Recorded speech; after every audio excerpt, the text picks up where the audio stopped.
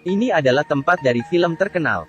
Demi menjadi artis, gadis ini melepaskan harga dirinya. Mengikuti permintaan produser, dia berbaring di lantai dan mulai menggonggong. Dan tidak hanya dia sendiri yang demikian. Kamu juga seekor anjing.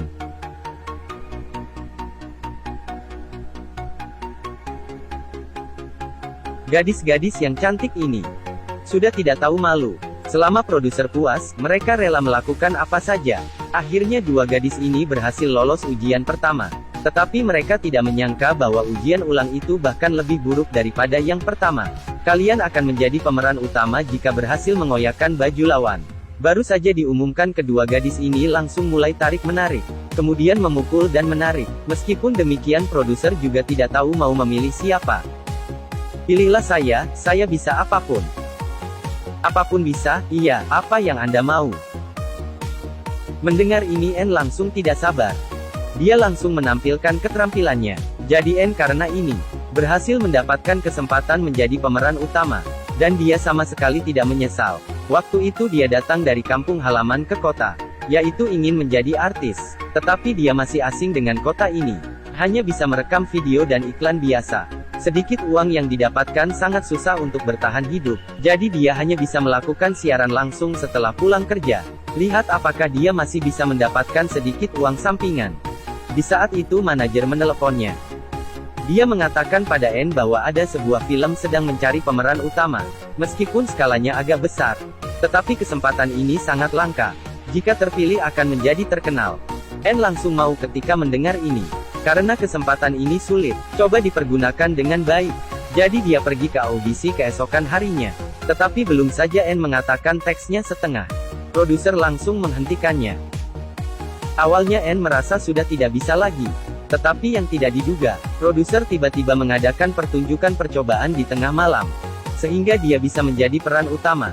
Tetapi artis seperti dia gini, produser sama sekali tidak merasa kasihan. Tidak ada yang peduli padanya. Meskipun hampir tertabrak, tidak ada yang ngobrol dengannya. Apalagi terakhir, tindakan produser mengejutkan semua orang yang hadir. Dia memegang tangan N, kemudian mencekik leher N dengan kuat. Kelihatannya hampir tidak bernafas, dia baru menjatuhkannya. Tetapi sebenarnya ini hanya permulaan. Kemudian dia ditampar puluhan kali, dipukul dan dihina. Mainkan yang baik. Sampai N berteriak, naskahnya produser baru melepaskannya. Di saat semuanya beristirahat, N hanya bisa menyimpan kesakitan ini dalam hati. Dia melihat petugas membawakan nasi dingin untuknya. Ingin sekali memarahi produser, tetapi segimanapun dia marah. Saat pergi dia tetap harus menunduk pada mereka. Akhirnya N berhasil melewati sampai adegan terakhir. Tetapi sebelum rekaman terjadi kecelakaan lagi. Staf memberitahu produser, N tidak bisa masuk ke air untuk syuting tanpa lisensi menyelam. Membuat produser sangat marah. Dan N hanya bisa terdiam saja. Akhirnya produser hanya bisa mengganti adegan terakhir itu. Memilih merekam di tempat sunyi. Tetapi N merasa aneh. Datang polisi mengusir para petugas.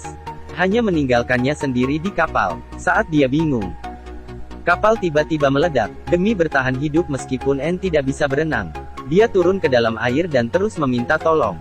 Tetapi dia tidak menduga, semua ini adalah adegan yang didesain produser. Adegan asli ini juga menjadi akhir dari film. Jadi ketika film diputar di bioskop, N juga menjadi artis terkenal. Banyak wartawan datang untuk mewawancarainya. Awalnya N mengira mereka datang karena aktingnya. Tetapi sebenarnya, mereka ingin tahu mengapa N memilih untuk memainkan peran ini. Tidak hanya bos yang sembarangan. Dan terus menanyakan hubungannya dengan produser. Akhirnya membuat N pergi spa. Tiba-tiba dia mendapat telepon dari keluarganya. Ternyata gudang ayahnya bangkrut dan berhutang banyak. Ibunya sakit dan nginap di rumah sakit. Malam hari N bermimpi buruk. Dia bermimpi gadis yang merebut peran utama dengannya. Tiba-tiba muncul di rumah sakit dan mencekik ibunya. Tetapi ketika dia membuka mata, malah terlihat sahabatnya yang bernama Jenny. Kemudian N tahu setelah dia pergi dari kampung, sahabat ini masih memainkan drama untuk anak kecil. Meskipun tidak banyak uang yang didapatkan tetapi hidup dengan nyaman. Memikirkan hal ini hati N sangat sedih. Utang ayahnya sangat banyak. Selalu ada orang yang datang ke rumahnya menyalakan petasan. Siapa yang dapat tahan? Ketika dia mengatakan bahwa uangnya akan dibayar, terjadi sesuatu. Malam hari sebuah teriakan membuat Anne terkejut. Dia berlari keluar melihat tangan dan baju ayahnya penuh dengan darah. Anjing peliharaan mereka mati di sana. Belum saja Anne bersedih, sebuah teriakan dari dalam rumah lagi. Anne segera berlari kembali dan melihat darah di lemari. Dan Anne mendapat telepon dari makelar. Dia memberitahu Anne bahwa dia diundang untuk tampil.